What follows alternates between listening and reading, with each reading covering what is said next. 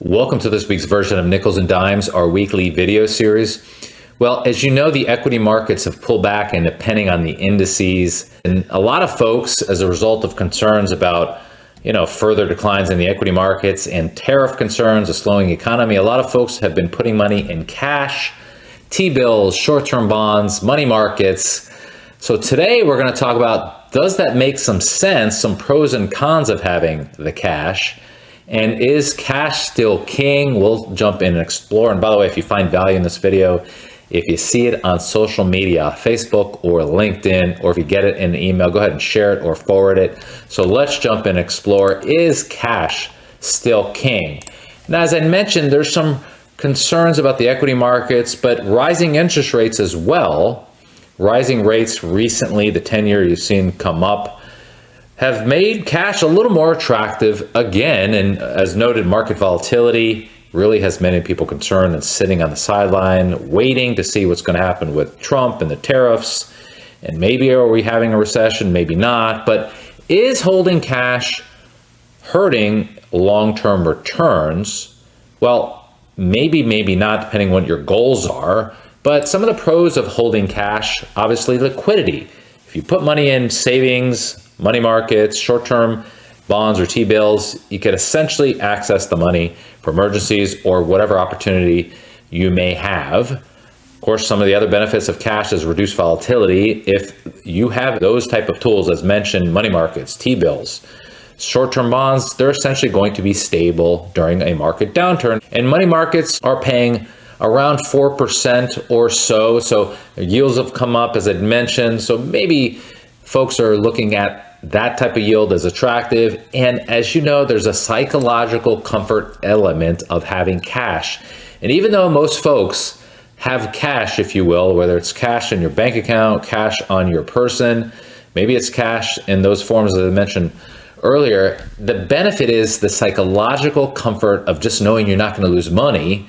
And even if you're not getting a great yield, you just say, I don't care. They don't necessarily make a whole lot, but I just want to make sure it's preserved. So there's a psychological element that comes with having the cash. So those are the pros, if you will, of having cash. What are the cons? Well, here are just a few of them. Inflation risk, which erodes purchasing power over time. So cash is something we just want to have short term. It's not a long-term strategy.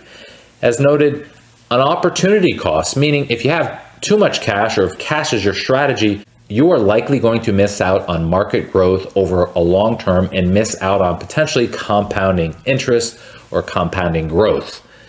Taxes. Interest is taxed at ordinary income. Now you might say, well, if you invest in a stock and you realize a gain in a stock, for example, because stocks are capital assets, you're going to be taxed at a lower tax rate, essentially a capital gains tax rate, which is in most cases considerably less, depending on what your income tax bracket is, than ordinary income rates. So again, one of the downturns of generating cash and an interest-bearing investment is the taxation and false sense of safety. It may lead to procrastination or underinvesting. Sometimes, as noted earlier, when people have cash, they want a safe haven simply for peace of mind and to feel comfortable. But when you put money in cash, what's your long-term game plan? How long is it going to stay there? And you might say, well, let me just go to short-term bonds or cash right now. Okay, well, what's your game plan on ultimately deploying that money, assuming it's for long-term investing? You have to have a strategy when you're entering an investment, and obviously a strategy, and most ideal, when you're exiting an investment. Well, how much cash is too much? Depending on your situation, it might be 3, 6, or even maybe more months of living expenses for emergency funds, for healthcare costs, for the what ifs in life.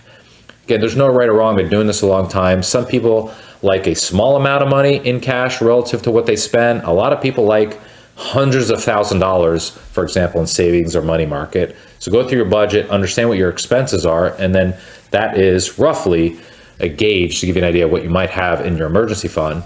But you also want to have cash for opportunistic opportunities that might be a near-term need, or maybe if the market dips, that's when you want to have cash to deploy that money at lower valuations or lower share price costs. And keep in mind, though, that money over the long term, that means money that you're going to be using in 5, 10, 15, or even 20 plus years, that money likely should not be invested in cash because, as you know, the markets over a long-term period of time have generated anywhere between 8 to 11%. So obviously, if you have cash at 2, 3, 4%, and if your goal is long-term, like retirement, for example, over 10, 15, 20 years, you don't want to be having that money earn 2, 3, 4%. You want to have it earn on average 8, 9, 10, or even 11%, which again is historically what the equity markets, for example, have done. There's other asset classes like real estate, private equity. Obviously, gold's done recently well. So consider what bucket you're solving for. Again, if you're solving for emergencies, if you're solving for peace of mind, cash is fine for now. But if you're solving for long-term retirement or long-term growth goals, you absolutely do not want to be investing in cash because, as mentioned, you're going to have purchasing power erosion. So this kind of ties into what I'm saying. So consider having money earmarked for your short and intermediate term. That's your cash bucket. So 0 to 2 years or even 3 to 7. And you can see the specific investments that might fall into those buckets. If you're long-term, if you're focused on long-term, of course, a part of your portfolio must be for long-term because we all know we're going to need that money for long-term. You should be looking at something other than cash. For example, stocks and bonds, longer-term bonds, for example, maybe even real estate limited partnerships or private equity. The key here, though, is balance. The balance is the key. Cash has a place in a portfolio, but don't let it dominate your portfolio, even in a market downturn. Use it strategically as a safety net to address short-term goals and flexibility.